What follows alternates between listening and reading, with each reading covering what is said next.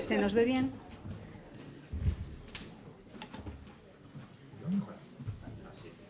Sí, ¿no? Sí.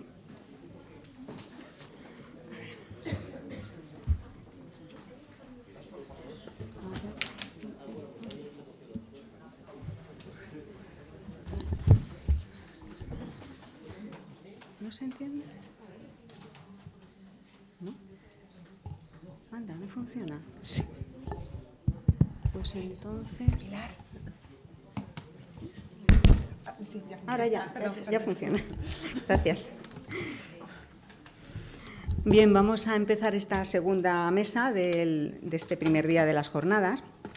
No sé si habrá alguna persona fuera, pero bueno, mientras van ocupando los asientos, vamos a ir presentando la mesa y presentando aquí a nuestras invitadas.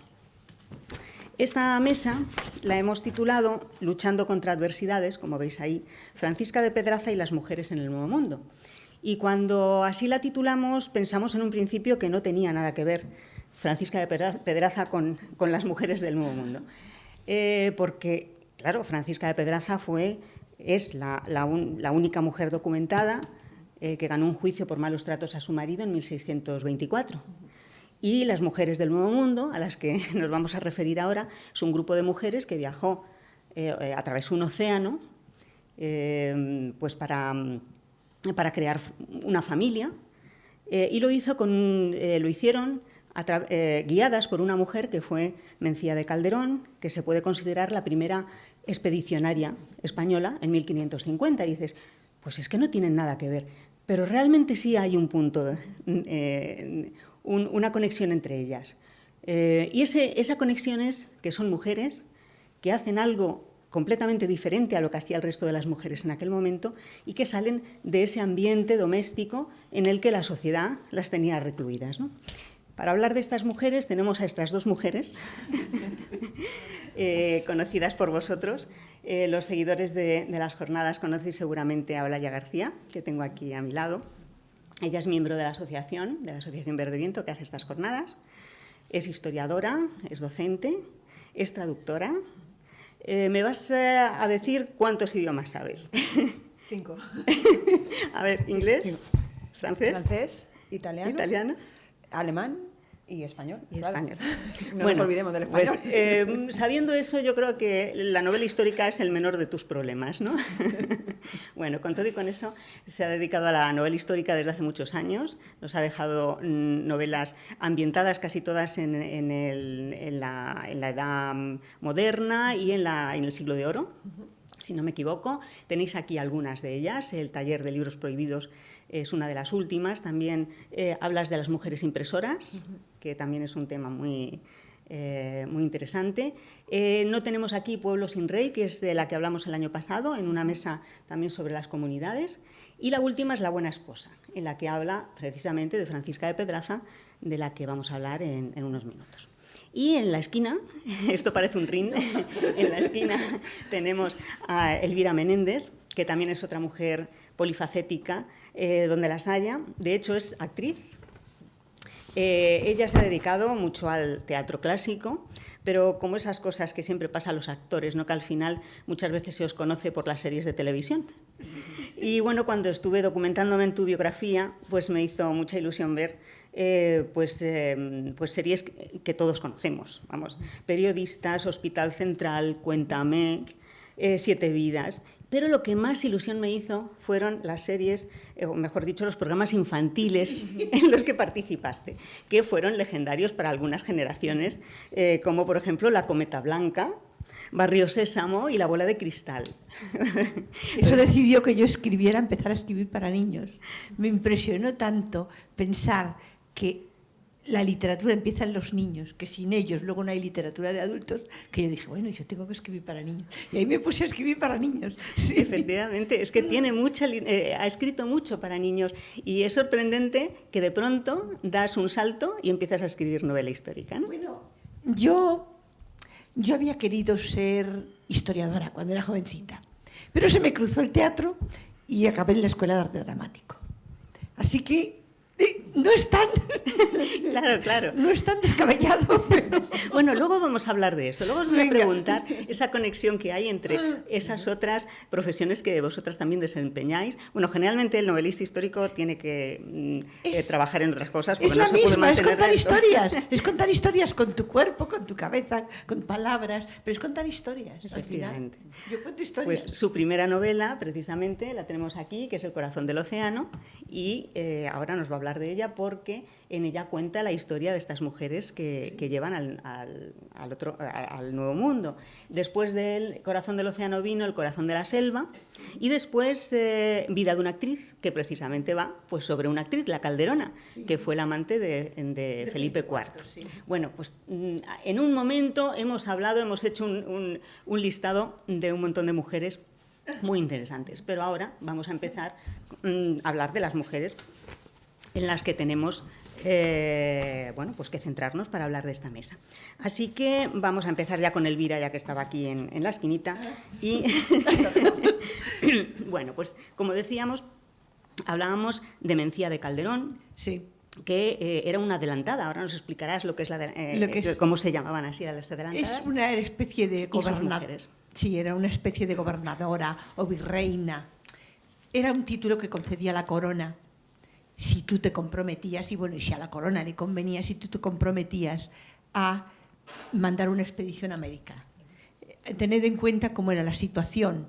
España tampoco era un país con tantísimos habitantes, entonces organizar una expedición hasta América, a ir a descubrir tierras, era complicado, no estaba al alcance de todo el mundo.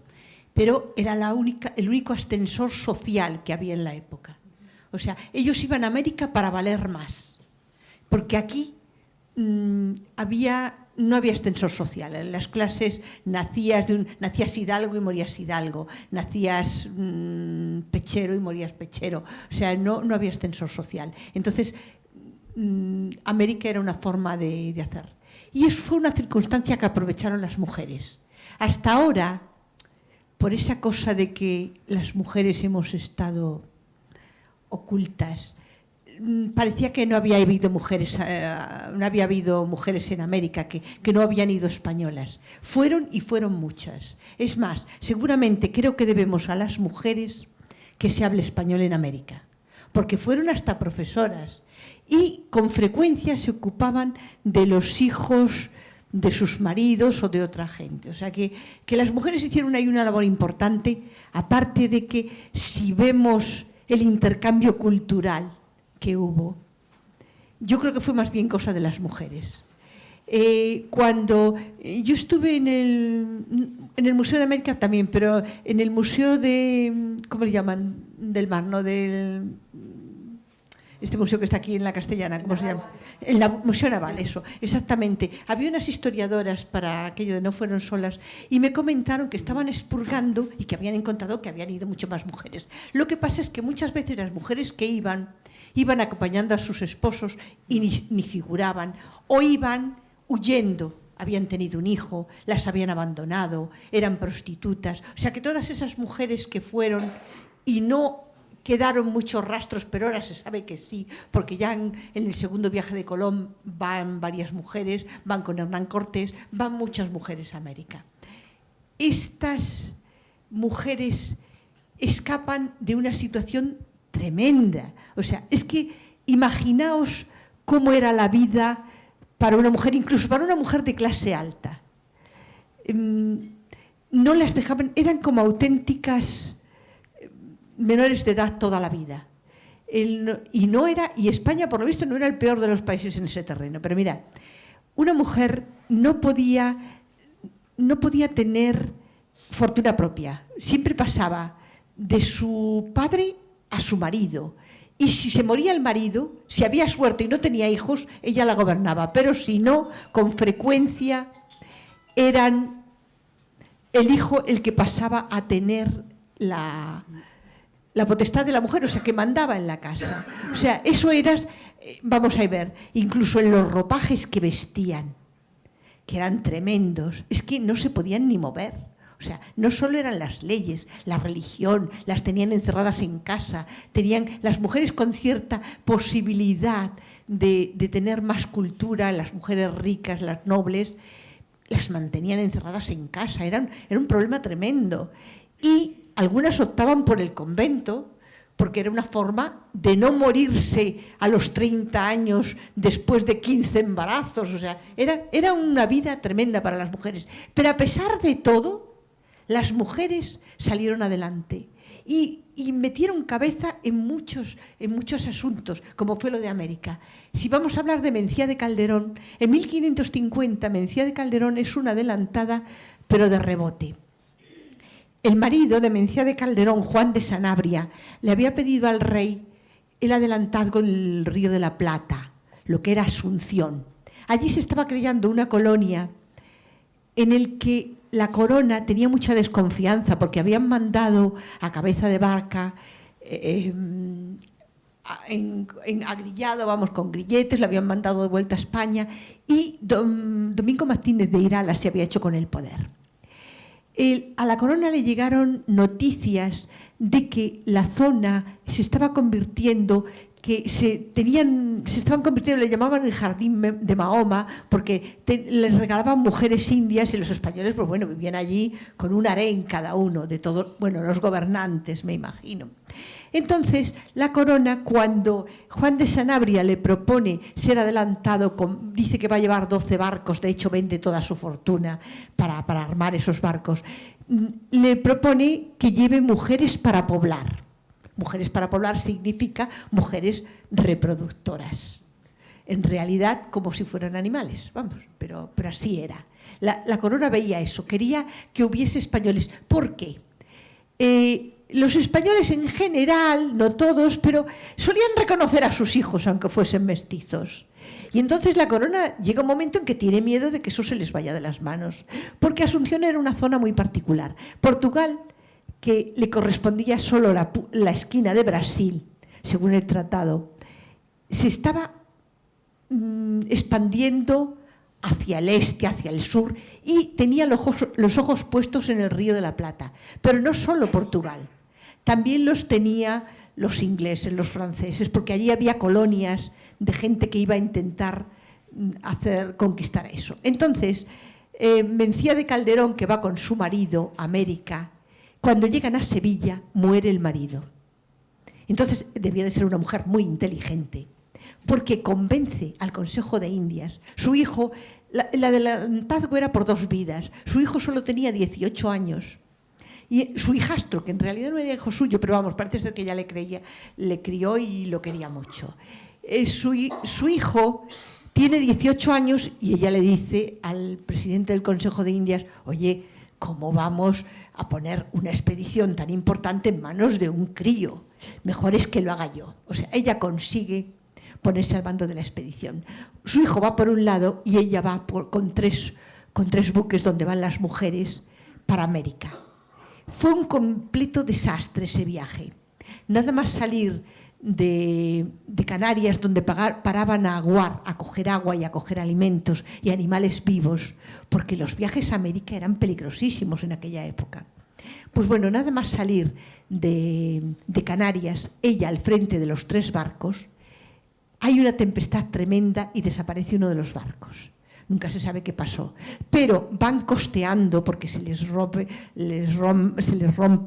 los mástiles, la arboladura, tal. Van costeando y les atacan piratas franceses, que estaban, no solo había piratas barbariscos, los piratas europeos también estaban allí al acecho de todos los barcos que iban y venían a América, porque sabían que iban cargados de dinero, de mercancías, claro.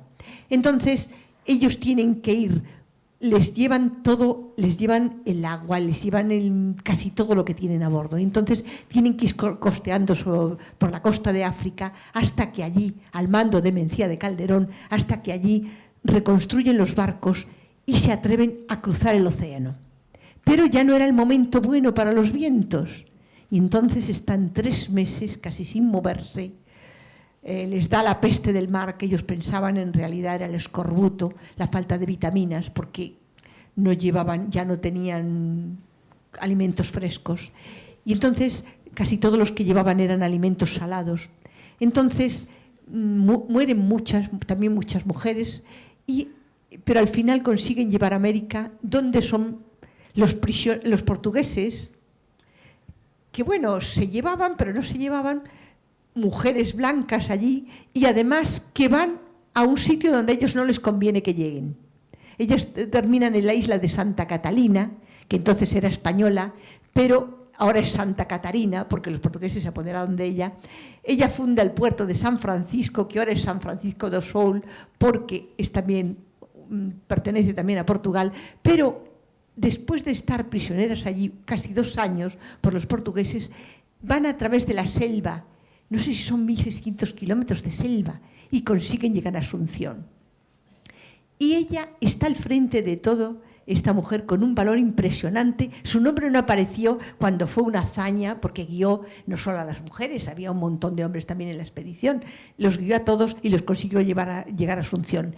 Cuando llegan, han pasado 6 años y el Irala ya ha sido confirmado, que muere poco después, pero ha sido confirmado como gobernador ya de Asunción, y entonces ella no tiene que hacer, pero sin embargo influye mucho políticamente, y todos sus descendientes, sus hijas, sus hijos, sus nietos, fueron importantes en toda la conquista del Río de la Plata. Esta es la historia de Mencía de Calderón. Y os quiero poner la clase de mujer que era, porque en aquel entonces, para los viajes, la gente usaba sus mejores ropas. Parece una contradicción, porque las ropas es... Si quieres, vamos a ir viendo unas imágenes que hemos traído para que el público se vaya haciendo la idea. Claro, tú estabas hablando de Mencía de Calderón, que bueno, era una mujer evidentemente excepcional por todo lo que cuentas. Pero claro, es que detrás de esta mujer iban un montón de jovencitas a las que les habían propuesto, según cuentas en tu novela, irse a América, pasar un océano para formar una familia. Claro, la alternativa era quedarse en España sin dote y hacer un matrimonio no bueno, o marcharse a un sitio desconocido, no volver a ver a sus familias. Jamás, solo para casarse. Entonces, ellas se embarcaban en un barco. Voy a enseñaros... esta imagen que tengo aquí es de una noticia, no nos importa en sí la noticia, simplemente es para que veáis... Muy pequeño el barco. Claro, esto es una carabela, evidentemente es un poquito anterior a las fechas que estamos hablando, pero no debía haber muchas diferencias. En esa exposición que decías tú de no viajar, no estaban solas, no fueron solos. Decían que aproximadamente estos barcos tenían una capacidad de 200 metros cuadrados. Sí, era una cosa tremenda. Entonces, imaginaros 200 metros cuadrados con ¿cuántas mujeres fueron al principio? Es que iban en 3 barcos, sí, pero fueron 80, pero, o sea que ella se comprometió con el rey a llevar 50. Y en cada barco no sabías cuántas... No se sabe exactamente, no he tenido esa noticia, pero vamos, que irían 20, 30. 20, 30, que lo mismo iban con sus criadas o con sus personas de servicio. Sus personas, y luego los hombres, los marineros, el capitán... Ahí he contado yo las personas que están esperando y he contado unas 60 personas.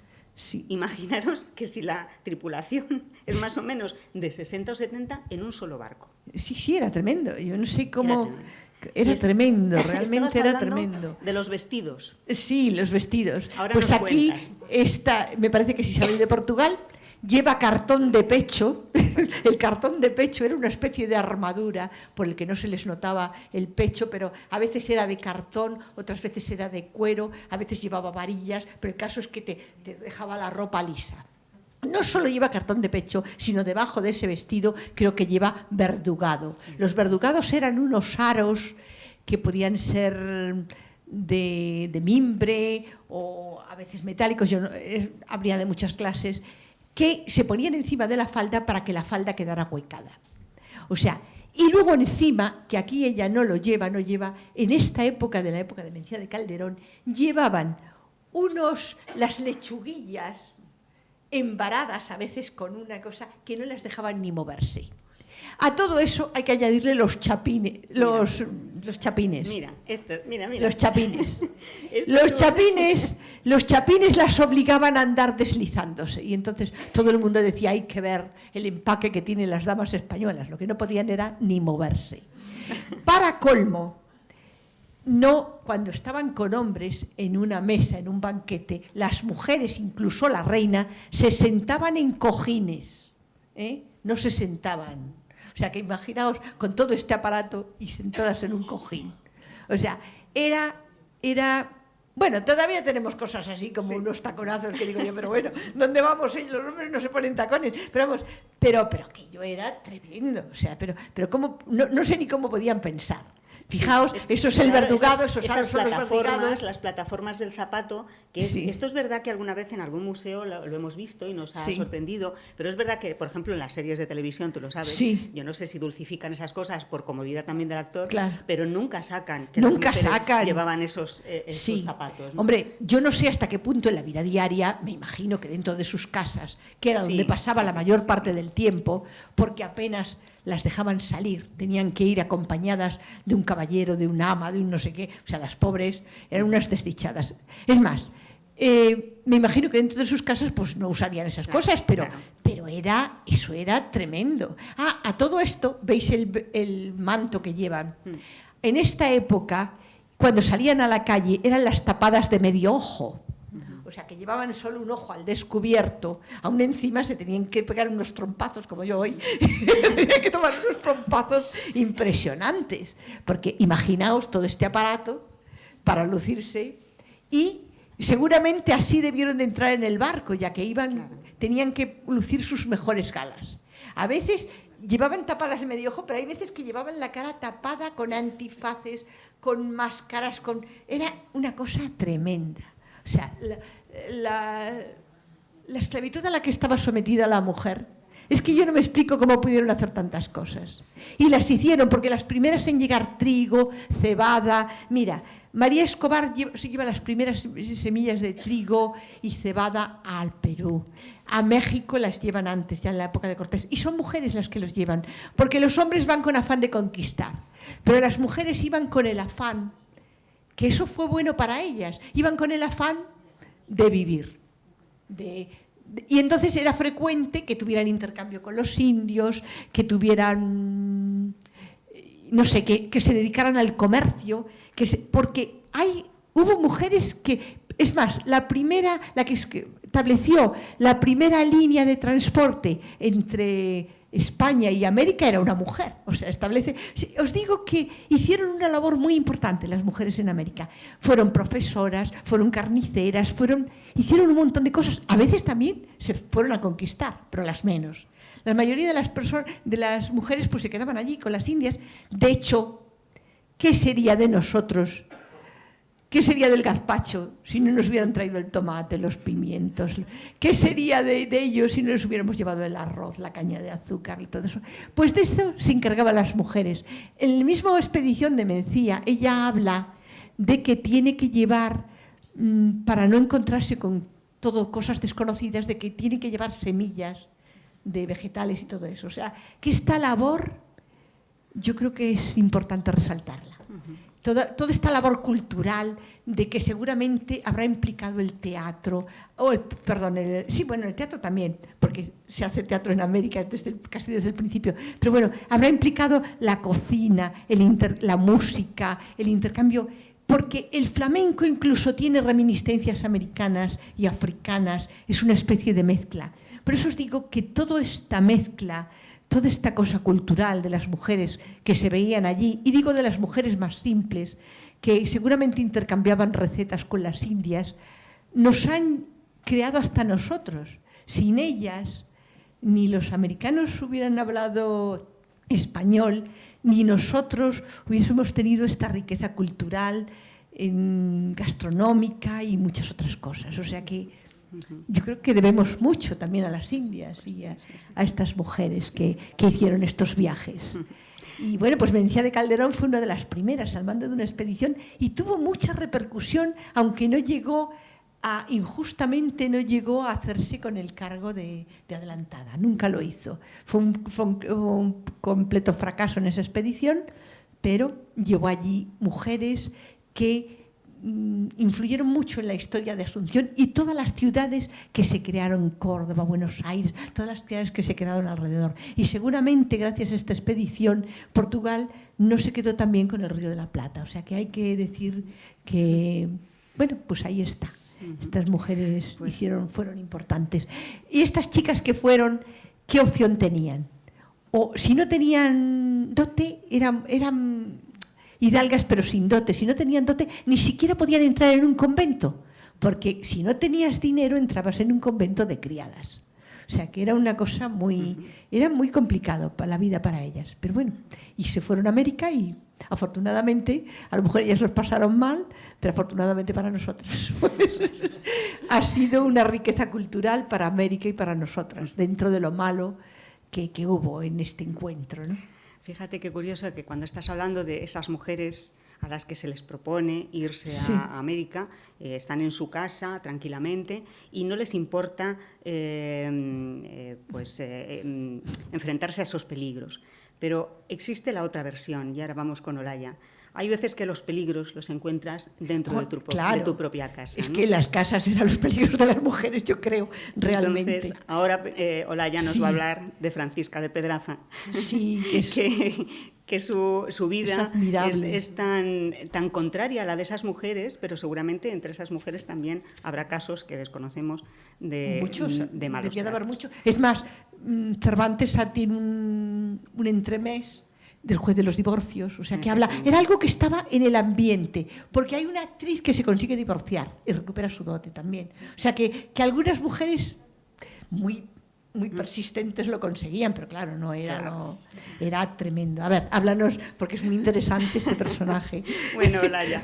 ¿Quién era Francisca de Pedraza? Cuéntanos un poco quién eras, la vida que llevaba y qué fue lo que consiguió. Sí, bueno, en esta mesa en la que estamos hablando de mujeres que traspasan fronteras, pues hay fronteras que son fronteras geográficas, fronteras culturales, como en el caso de Mencía, de Mendoza, pero luego hay otras fronteras que eran más invisibles, que eran las fronteras sociales y las fronteras domésticas, que eran en las que estaban encerradas en realidad la mayoría de las mujeres, porque, como muy bien ha dicho Elvira, se entendía que la vida de la mujer era la vida dentro del hogar, a excepción hecha de unas pocas notables aventureras que encima no se recogen en los libros de historia generalmente, pero normalmente la mujer, desde el momento en que nacía, se suponía que estaba confinada en el hogar. Tenía dos opciones: el hogar, la vida civil o la vida religiosa. Si se entraba en un convento. Ir viendo las imágenes que... Vale. Yo no sé si, las puedes ir viendo y si quieres ir comentando alguna cosa. Sí, bueno, para la mesa lo que hemos hecho ha sido coger imágenes de la época. En este caso, Francisca es de principios del siglo XVII y ha sido muy difícil encontrar imágenes de pintores que reflejen a mujeres de la calle, a mujeres comunes, a mujeres del vulgo, pecheras, ¿no? Como hemos dicho antes, porque sí hay retratos de reinas, hay retratos de nobles, de la princesa de Éboli, pero encontrar retratos en los que aparezcan mujeres normales y corrientes es bastante difícil. Y aquí pues hemos cogido obras pues de pintores de la época, de Velázquez, por ejemplo, que nos reflejan un poco tal y como ellos veían la vida dentro de la casa, porque esa era la vida de la mujer, la vida del hogar. Y el caso de Francisca de Pedraza es un caso especial porque ella además es huérfana. Como muy bien ha dicho Elvira, se entendía que legalmente la mujer siempre estaba protegida por un varón, ella siempre era menor de edad, no tenía derechos sociales ni civiles, como nosotros los entendemos, pero Francisca es que la pobre es huérfana. Sus dos padres mueren cuando ella tiene 4 años, la acogen en un convento, donde entre otras cosas le enseñan a leer y a escribir, y cuando llega a una edad que no sabemos exactamente, pero que debía de ser los 14 o 15 años, pues ella, eso sí, sus padres, sabemos sus nombres, le habían dejado una dote que no era nada despreciable, y entonces la casan. Y la casan, sin que ella tenga posibilidad ninguna de decidirlo, con un hombre que sobre el papel está bien, porque se llama Jerónimo de Jaras y tiene un nivel social parecido al suyo, los dos tienen algunas casas, los dos tienen terrenos, y bueno, se casan, sobre el papel la cosa pinta bien, pero ¿qué pasa? Pues que Jerónimo era normal en esa época que el marido, por supuesto el marido era el cabeza de familia, era el que daba las órdenes, y estaba bien visto o estaba considerado como algo normal que el marido pegara a la mujer. Si ella se desmandaba, pues el marido estaba facultado para hacerlo y allí no se metía nadie. Bueno, eso hasta Pero el siglo... sí, sí. Hasta finales del siglo XX. Sí, sí. O sea que eso Pero, no... pero el caso de Jerónimo era un caso extremo. Tanto así que cuando Francisca no lleva ni 2 años casada, acude ante el tribunal eclesiástico porque quiere pedir el divorcio de su marido. Que una muchacha de 15 años, 2 años después de casarse, en un momento en que todavía ni siquiera tiene hijos, ya decida que va a ir a divorciarse, nos está hablando de su carácter. Ella debía de ser una persona que decidió que no tenía por qué aguantar eso, por mucho que todo el mundo le dijera que era el papel de la mujer, quedarse dentro de casa, sufrir y aguantar al marido que le tocara y que con eso te ganabas el cielo, te ganabas el infierno en la tierra, pero luego te ganabas el cielo. Pero Francisca no, ella decidió que no tenía por qué aguantar eso, a los 2 años va ante un tribunal eclesiástico, porque el matrimonio era un sacramento y por lo tanto era el derecho canónico el que regulaba el matrimonio. Va ante un tribunal eclesiástico, que es el vicario del arzobispo de Toledo, en Alcalá de Henares, y allí, pues, bueno, acude lo primero el procurador de su esposo, el esposo promete que se va a enmendar, antes que llevar a juicio, que era una ruina económica para las familias, el esposo promete que se enmienda, que vuelva a casa, ella retira la demanda, pero el esposo no se enmienda. Entonces, a lo largo de 13 años, Francisca va a ir acudiendo a la justicia, va a acudir a la justicia civil también para que le permitan que los bienes familiares los maneje ella, porque siempre los maneja el esposo, y la justicia civil le va a dar la razón. O sea, era tan claro el caso de Francisca que el marido no llevaba nada, o sea, toda la hacienda familiar la dilapidaba, le gustaba el juego, le gustaba ir a burdeles, le gustaba ir a tabernas, ni siquiera llevaba el dinero para que su mujer y sus hijos pudieran comer. Francisca tenía que trabajar, trabajaba cosiendo, porque las mujeres tampoco tenían mucha opción, y encima el marido iba, le abría los cofres y le sacaba la ropa que ella había cosido, la malvendía a ropavejeros para pagarse unas copas más. De manera que Francisca acude a la justicia civil y la justicia civil dice que efectivamente esa mujer tiene que ser la que maneje el dinero de la familia y que a partir de ahora las tierras que tienen arrendadas, las casas que tienen en alquiler, que todo ese dinero vaya a ella. Pues no, porque el marido debe ser que extorsionaba y El caso es que él se seguía llevando todo el dinero y Francisca pues vuelve a presentar ya una demanda de divorcio, los malos tratos continúan, van a más. Francisca presenta una segunda demanda de divorcio. Y entonces lo que hace el tribunal es que la depositan siempre se la llevan de la casa porque es un peligro que esté junto al maltratador y se la llevan a casa de una persona, de otra mujer que era una viuda y allí se queda Francisca depositada hasta que el tribunal decida. Y Jerónimo, como por supuesto él piensa que nadie tiene por qué juzgar lo que él hace con su mujer en su casa, que para eso es suya, va, la saca a rastras de la casa, se la vuelve a llevar a su casa, la fuerza a mantener relaciones y después le obliga a escribir que han vuelto a hacer vida marital. Con lo cual queda anulada la sentencia de divorcio, porque ella ha vuelto a hacer vida marital con su esposo. Esta es la segunda vez que ella presenta. Y tiene que volverse a casa. Pero vuelve a presentar una nueva demanda de divorcio y esta vez aprovechando que su esposo está en la cárcel, porque Jerónimo era una pieza, o sea, no solo es que ella le denuncie, es que le denunciaba a mucha gente. Y esta vez ya aprovechando que él está en la cárcel, pues piensa llegar hasta el final. Y entonces ya se llega a lo que es la fase plenaria del proceso, donde aparece el fiscal. Y el fiscal, como tiene que defender la santidad del matrimonio, básicamente lo que hace es dedicarse a acusar a la víctima. La acusa a ella, la intenta, pues insultar. El caso es que al final no prueba nada, el marido tampoco prueba nada, y la sentencia del tribunal es absolutamente ejemplar porque dicen: esta mujer, Francisca de Pedraza, ha probado todo lo que dice, que su marido la amenaza de muerte, que su marido la está matando de hambre, a ella y a los hijos. El marido no ha probado nada, con lo cual uno se esperaría que dijera, pues tiene razón Francisca. Pues no. El marido no prueba nada, ella sí, pero como está casada, no se puede romper el matrimonio, te tienes que volver a casa. Y entonces, pues Francisca vuelve a casa, obligada por la ley, siguen los maltratos, y ya llega un punto en que, claro, los maltratos normalmente eran dentro del espacio doméstico, pero llega un punto en que ya el marido está tan confiado que la empieza a maltratar en la calle. Y le llega a pegar una paliza en público, que ya está embarazada y aborta en plena calle, de la barbaridad. Los vecinos tienen que acudir a separarlo porque dicen que si no la mata, y Francisca vuelve a acudir una vez más a que le concedan el divorcio, y y es esta vez, después de esta vez es cuando le dicen que sí, que efectivamente, pero que no, que tiene que volver a casa. Y en ese momento ya Francisca decide que ya no va a volver. el tribunal ha fallado, pero una cosa que pasaba siempre era que cuando había un juicio siempre había que pagar. Incluso a Jerónimo, que era el que manejaba los bienes familiares, siempre le hacían pagar y nunca pagaba. Con lo cual Francisca, sabiendo que su marido tampoco va a pagar esta vez, dice, bueno, vamos a esperar. Cuando él cumpla su parte de la sentencia, que es pagar la multa por haberme maltratado, yo sí eso ya vuelvo a casa. Pero no voy a volver, no voy a volver. Pasa un año y medio, y Jerónimo, muy enfadado, escribe al tribunal diciendo, oigan, señores, mire, ustedes dijeron que mi mujer tenía que volver a casa, también dijeron que yo tenía que pagar una multa, pero yo no la he pagado porque no puedo, es que no tengo dinero, pero tengo intención, pero no puedo, pero mi mujer puede volver perfectamente a casa y ella no lo ha hecho, ya no ha cumplido su parte. Y entonces el tribunal le dice a Francisca que tiene que volver a casa o la excomulgan. Y entonces ya Francisca, que ya se ve así, dice, a ver, ¿qué hago? ¿A quién acudo? Es que no va a servir de nada que yo siga acudiendo a este tribunal. ¿A qué otro sitio puedo acudir? Afortunadamente ella vive en Alcalá de Henares, y en Alcalá de Henares hay una universidad con un rector que tiene poder jurídico.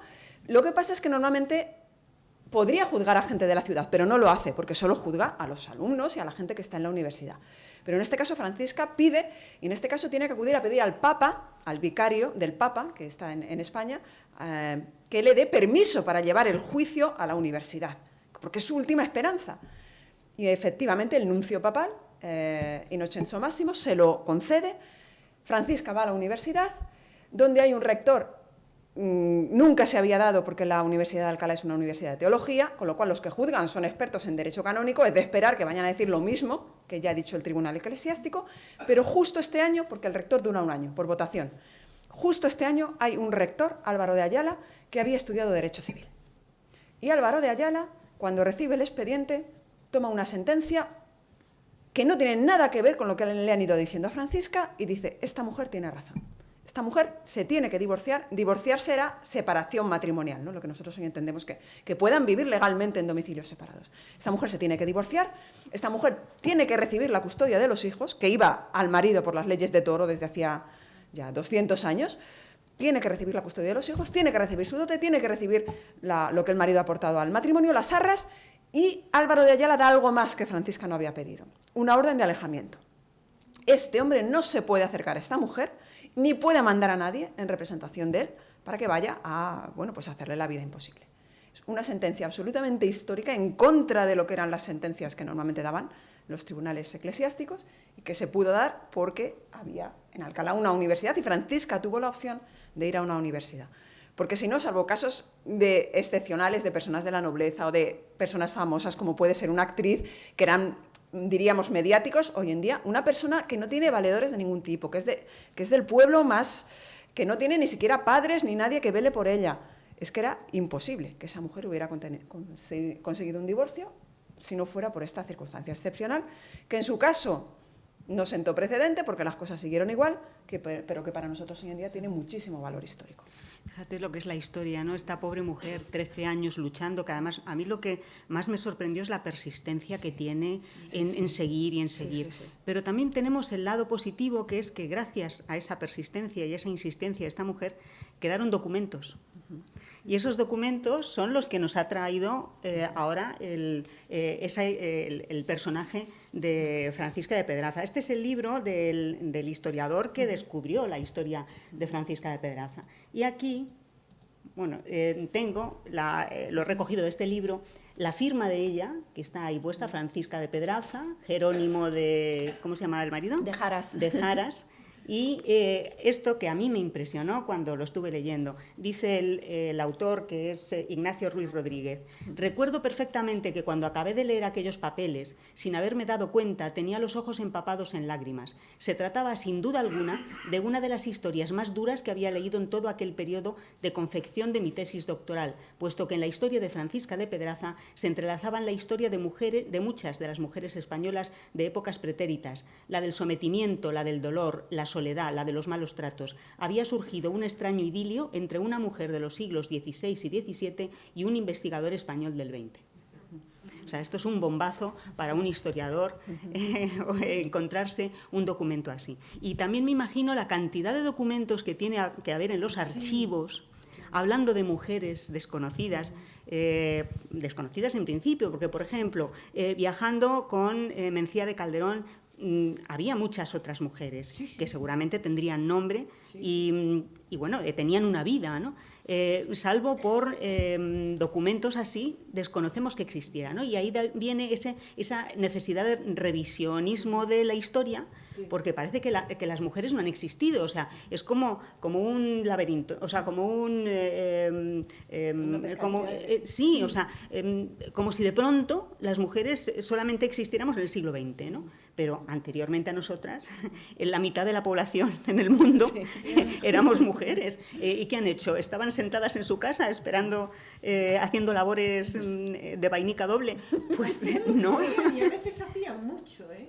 Porque ha habido escritoras, ha habido La Roldana, ha habido escultoras, Sofonís Banguisola, cuyas obras se adjudicaron luego a diversos pintores, pero eran mujeres que hicieron cosas pese a las dificultades. Es que hay que tener en cuenta lo que se enfrentaban. Y llegaron a tener una gran calidad. O sea... ¿Y os consta en los dos casos, por lo que habéis investigado para las novelas o incluso después si habéis hecho seguimiento, que estas mujeres sean actualmente conocidas o mucho más conocidas que cuando vosotros las descubristeis? Y se haya hecho algo con ellas, actividades, no sé. Bueno, en el caso de Francisca de Pedraza, seguramente ahí en Alcalá de Henares tengan, ¿no? Cuéntanos si en Alcalá... Sí, de hecho, en Alcalá de Henares hay una asociación de mujeres progresistas, Francisca de Pedraza, que todos los años da un premio a nivel internacional a personas o instituciones que se hayan destacado por la lucha contra la violencia de género.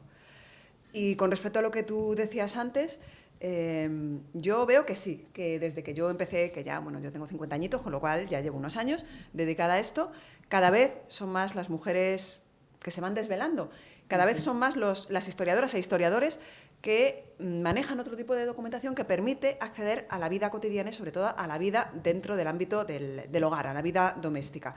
Pero hay que acudir a otras fuentes, hay que acudir, por ejemplo, a testamentos, que ahí muchas veces pues, tenemos que es lo que se legaba dentro de la familia, hay que acudir a documentos jurídicos, a poderes notariales, a todas esas cosas que hasta ahora no se han estudiado.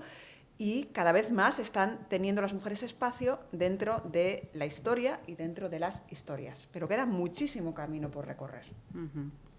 Y en el caso de tus mujeres del Nuevo Mundo, ¿tú crees que estos son casos conocidos?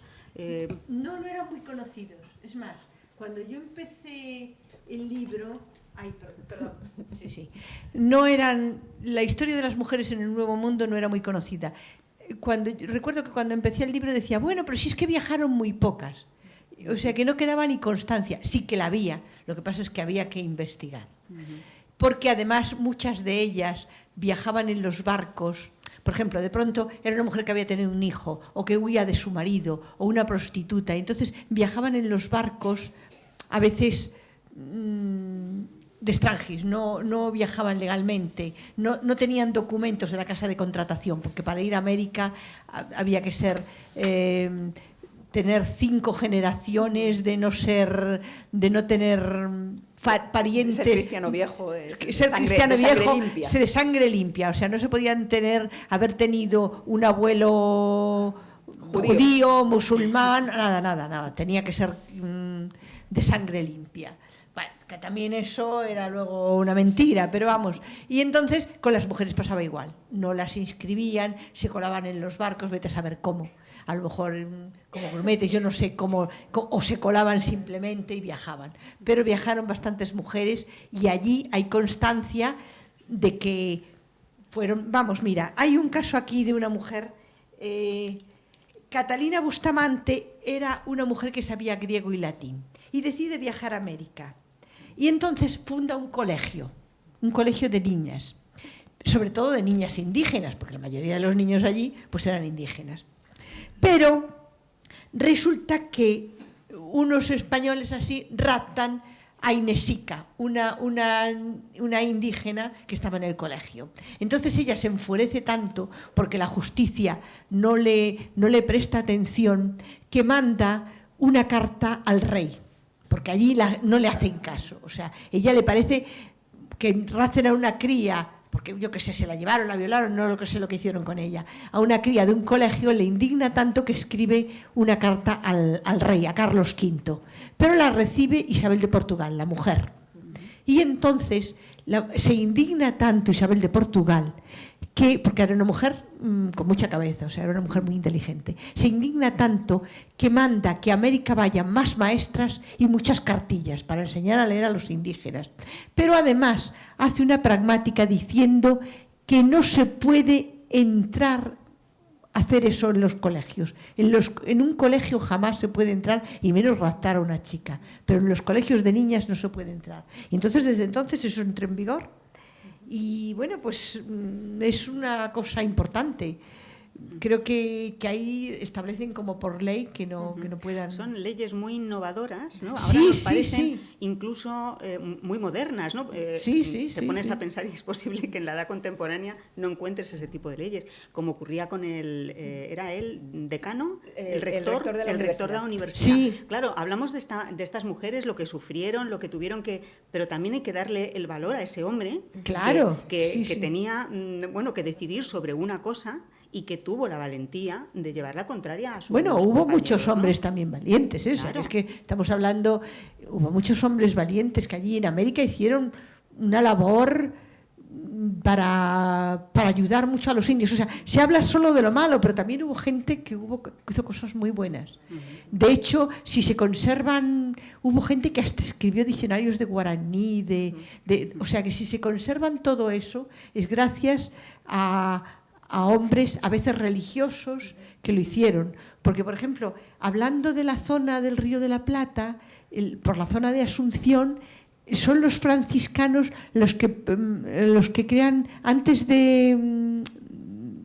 los que crean unos espacios para los indios, que le llaman, antes de las misiones, unos espacios para los indios donde vivían con libertad y trabajaban, pero repartían el producto del trabajo, les enseñaban a leer, hicieron cosas artísticas muy interesantes, que el arte indio de la época ahí está. Entonces esos fueron los franciscanos y les enseñaban a conservar su idioma, que eran los guaraníes. Pero llega un momento en que los bandeirantes de todos los países, se llaman bandeirantes porque casi siempre procedían de Brasil, pero eran gente de muchos países, asaltaban esas...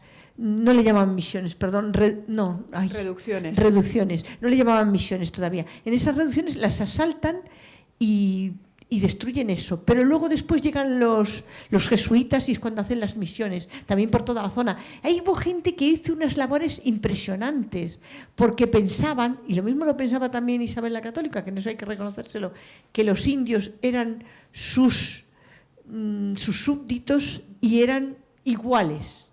O sea, que en ese sentido, que no lo hicieron otras culturas, ¿eh? O sea, nos achacan a nosotros racismo y la leyenda negra, que no sé qué, destruimos a los indios, cuando en realidad las primeras universidades, los primeros mestizos que le daban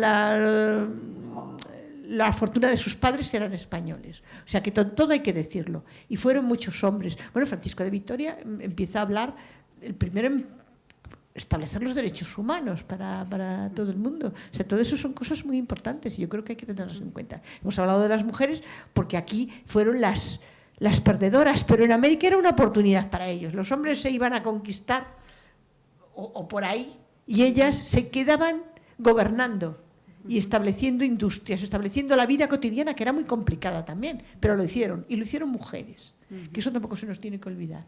O sea que luego después, claro, los hombres cuando ven que no hay nada más que conquistar se apoderan de todo eso, pero lo hacen mujeres durante bastantes años, hasta que toda América está conquistada.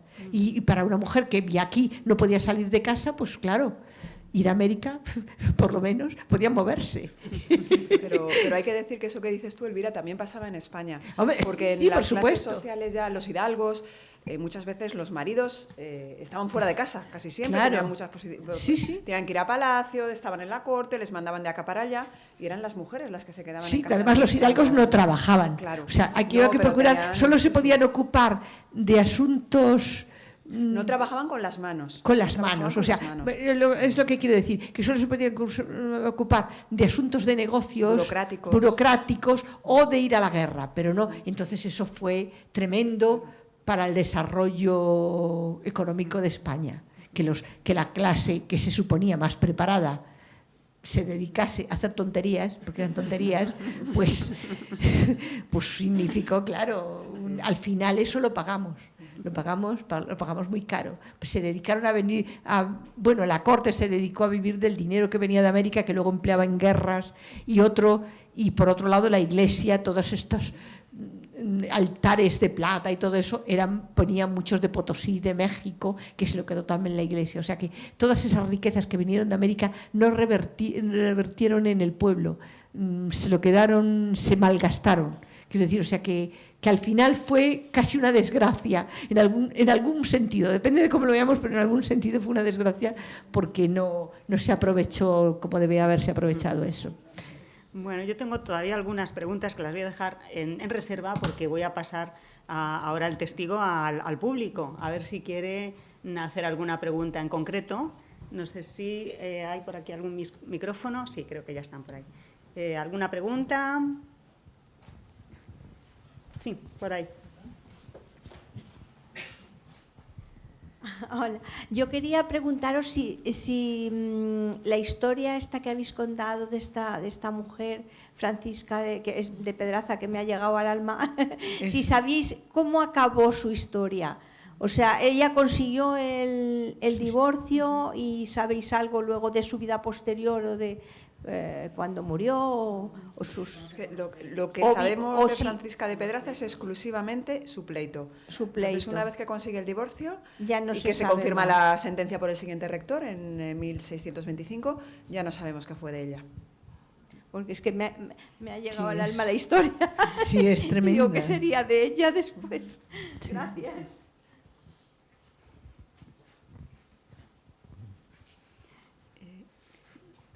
¿Hay alguien? No. Ahora, mientras se lo piensan, voy a hacerte una pregunta, Elvira, porque dime. Precisamente esta era una de las preguntas que os iba a hacer a las dos. ¿Se sabe algo del recorrido de Mencía de Calderón y cómo era la vida o cómo fue o pudo ser la vida de esas mujeres en el Nuevo Mundo? Bueno, se sabe que ellas allí establecieron... Pues debió de ser, aunque no llegó a ser adelantada gobernadora, porque ya lo habían adjudicado la corona, pensaban que se habían perdido.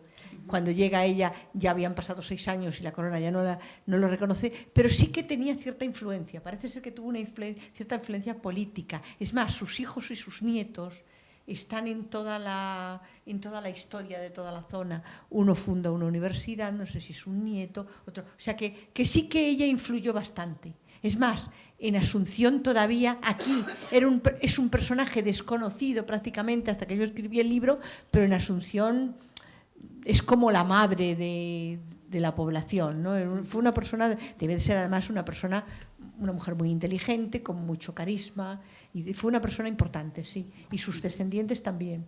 Todas esas mujeres que fueron con ella, parece ser que, pues son, digamos que de las fundadoras, los hijos y nietos que tuvieron, de las criollas allí fundadoras de todo el asunto. O sea que sí, fue una mujer importante. Bueno, yo quería hablar también de una cosa, que los viajes en barco, cuando empezamos a hablar de los viajes en barco, imaginaos cómo serían. O sea, para las mujeres, si para los hombres eran complicados, cuando llegan a América, antes dormían en cubierta, amontonados unos, pero cuando llegan a América descubren ¿cómo le llaman? Las hamacas, y entonces en los barcos empiezan a usar hamacas. Pero claro, todo eso para las mujeres, no, las mujeres me imagino que las encerraban, hay noticias de que las encerraban en unos cuartos por la noche para que no las atacaran o cosas así. Pero luego imaginaos, las mujeres menstruamos, la costumbre, como se llamaba, cómo lavaban la ropa. O sea, que era tremendo. Yo investigué y por lo visto las metían en unas jaulas y las ponían en agua de mar, que no lo cual, porque el agua dulce la tenían que guardar para beber. porque no sabían el tiempo que iba a durar la travesía. O sea que el agua dulce no se podía desperdiciar en lavarse, ni nada de eso. Hombre, solo a lo mejor la mujer del capitán y el capitán a lo mejor se lavaban la cara. Tampoco eran muy aficionados al agua, ¿eh? Están llenos de refranes, mucho baño, mucho daño, lávate los pies cada 2 meses o 3, o sea, era precioso porque pensaban que, en parte, provocado por la religión, porque la religión, para el cristianismo, lo de lavarse no, eso lo hacían los musulmanes, pero lo de lavarse no era decente, vamos, que cuanto menos se lavaran mejor. Pero a pesar de todo, sobre todo las mujeres del sur de Sevilla y todo eso, parece ser que se lavaban. Y es más, investigando para este libro descubrí que hacen una casa de baños en Madrid, porque claro, lavarse debía de ser una satisfacción.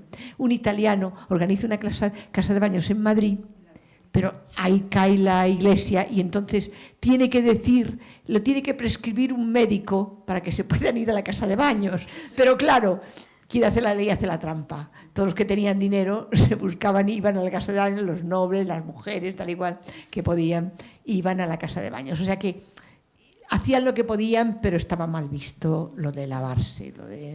Y entonces, pues imaginaos cómo tenía que ser en el barco.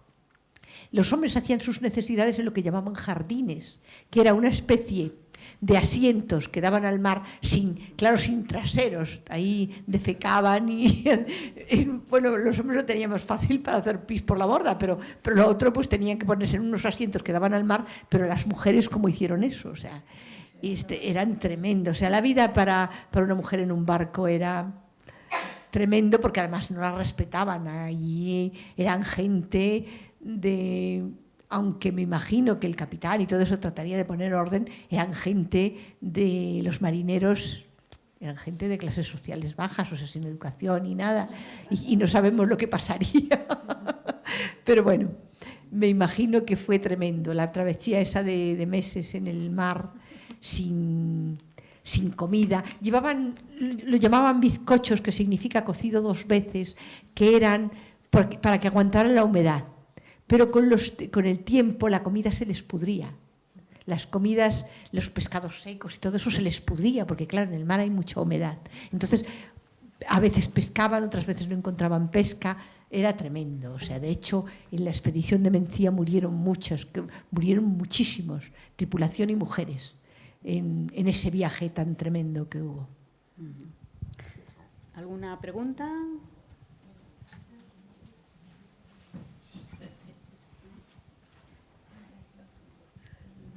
Hola, buenas tardes. Buenas tardes. Yo no voy a preguntar, solamente voy a hacer una observación que me hago siempre. Estas historias tan idílicas que nos cuentan por la televisión siempre son inglesas. Claro. Los españoles tenemos una historia tan rica y unas cosas tan bonitas que contar y curiosamente casi siempre que las cuentan somos malos. Claro, sí. Pero yo no lo entiendo. Ese es el poder. El poder siempre tiene razón. O sea, cuando los ingleses se hacen con el poder en Europa, crean la leyenda negra, porque España era el único país que les podía hacer. Pero es que hoy en día estamos inundados de historias inglesas, que todos son idílicas y maravillosas. Sí. Y yo siempre pienso, pero vamos a ver, las historias que nosotros tenemos, ¿por qué no se cuentan? No se cuentan y lo peor es que a veces no se saben contar. Sí. Porque del Corazón del Océano hicieron una serie que era bastante mala. En vez de contar la historia se dedicaron a contar amoríos en el barco y cosas raras. Y yo diciendo, pero bueno, si es que la historia es preciosa. No sé por qué se entretuvieron en eso, pero... No sabemos valorar lo nuestro, quizás. No, es verdad, sí, hay un poco de falta de... Pues pasa como lo que pasó con las mujeres, lo mismo. Poquito a poco lo iremos haciendo y me imagino que todo esto, a lo mejor yo ya no lo veré, que soy muy vieja, pero muchos veréis que se cuenta la historia de otra forma y que todas estas historias, vamos, es que esta mujer es impresionante, es para hacer una serie de la vida de esta mujer. A mí me gustaría verlas. Sí, Quizá a mí no me lo vea, gustaría pero me verlas. Es que, gustaría. pero a montones, ¿eh? O sea, yo tengo aquí una relación de mujeres que fueron a América, hicieron cosas asombrosas. A veces llegar a ser gobernadoras. Es más, la mujer, no sé cómo se llama, espérate, me parece que lo tengo aquí apuntado. La esposa del hijo de Colón llega, de hecho, a gobernar. Pero es que gobernaba todo el territorio. Pero cuando se muere, el marido se queda viuda, le dan el cargo a otro. O sea, unas injusticias tremendas. Pero es que las mujeres hicieron ahí un papel importante, ¿eh? En todos los niveles. Tanto, ya os digo que fueron carniceras, fueron prostitutas, fueron actrices, fueron de todo. América fue de todo, de toda clase de mujeres. Y hicieron ahí una labor. Es más, yo creo que fueron las que más llevaron la cultura, porque eran las que estaban allí, a pie de tierra, tratándose con los indios y comerciando y entendiéndose y enseñándoles el idioma y aprendiendo el de ellos. Y seguramente muchas de las cosas culinarias que tenemos, ellas las transmitieron a América y a España. O sea, ha sido un intercambio. Pues Sin es duda, eso. claro. Así como pasó en los siglos de historia, en la península, nosotros somos muchas culturas mezcladas, ¿no? Todos nos Yo tengo que hacer una reflexión sobre lo que ha comentado aquí la compañera. Y es que, efectivamente, quedan muchas historias por contar. Los historiadores los investigadores, investigadoras, están sacando a la luz muchas cosas ahora que decíamos del revisionismo. Pero la novela histórica tiene ahí una posibilidad para ir sacando todas estas pequeñas historias y acercarlas a la gente. Sí. A veces, no con todo el rigor que se espera, porque al fin y al cabo es novela, pero simplemente con que la gente vaya conociendo esos conceptos, vaya conociendo esas ideas, yo creo que ahí la novela histórica tiene una función. Sí. Y al fin y al cabo es lo que estamos intentando hacer en estas jornadas, sí. ¿no? El enseñaros y en transmitiros un poco esa idea. Y yo creo que ya es la hora de acabar. Por lo tanto, acabamos con ese concepto que a mí me gusta mucho, que es el de que la novela histórica nos acerca a todos y nos cuenta nuestro pasado y nos explica lo que somos. Así que os esperamos el próximo jueves con también 2 mesas muy interesantes hablando precisamente de la novela histórica, con lo cual os esperamos aquí y os damos las gracias por haber participado. Estas 2 magníficas escritoras estarán aquí ahora. Si queréis comentarles alguna cosa, podéis consultar los libros fuera y si os animáis, hasta seguro que os van a firmar alguno. Así que muchísimas gracias y hasta el jueves que viene.